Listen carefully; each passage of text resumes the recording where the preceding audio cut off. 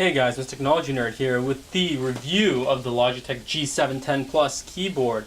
So I've had it for a while now, and so some things I noticed.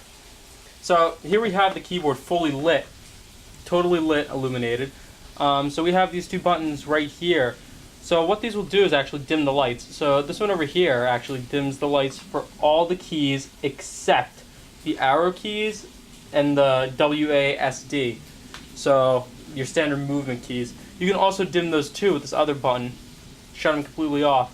You can have them both completely on, or just shut off the arrow keys, or just shut off the backlight keys, or have them both shut off at the same time, or all completely on.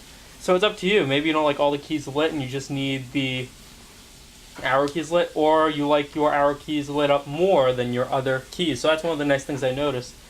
The backlighting is actually kind of nice. It's not the same as the G510S like I have. You can kind of see the backlighting on the side of the keys, which I like a lot. It looks very nice. The keys, mechanical of course. You can hear the clicking and it's a nice feel to the keys.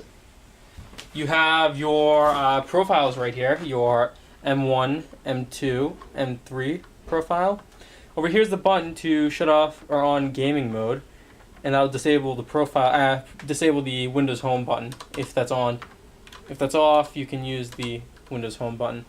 Over here you have your profile keys, your G1, G2, G3, G4, G5, and G6, which I will show you how to program those shortly. And you can actually have 6 on M1, 6 on M2, and 6 on M3. So that's how that works. We have your media controls here to play your music or videos. So you have play or pause, stop, rewind, fast forward. Over here we have your volume rocker. That's on most of the gaming keyboards from Logitech. We have your mute button.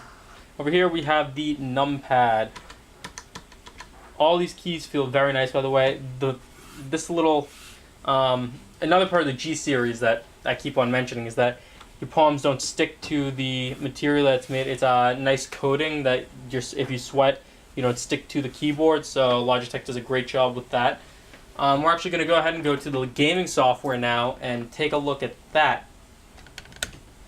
Just going to move it up. So here we have the Logitech gaming software. This software programs all your devices from Logitech G. As you can see, my mouse is already on there, which is the G700. So here you can program your profile keys on your M1, M2, or M3.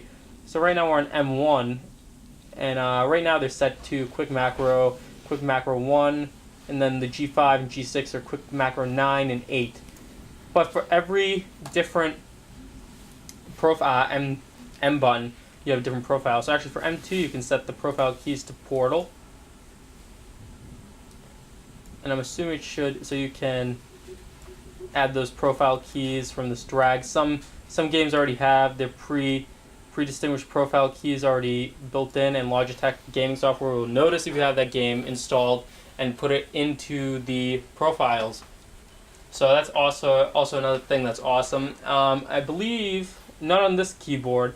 This keyboard does not have memory on the actual keyboard to save the profiles, so you can't move around with it. But still, you can definitely program it up to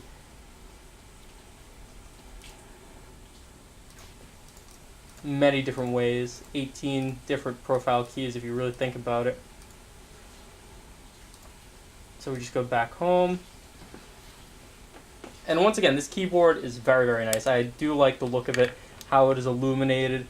It just looks very nice. It's a very nice keyboard. And you can get your own from Logitech's gaming website, or I'll also post a link below of where to get it. But be sure to check out their website at gaming.logitech.com for all the new G series products that they have, which are amazing products. So far, all the G series products I've tested have been amazing, and I'm very happy with the quality of these products. So guys, thanks for watching. Be sure to check out my other videos, subscribe, like us on Facebook, and all that awesome stuff. And thanks for watching, and have a good one.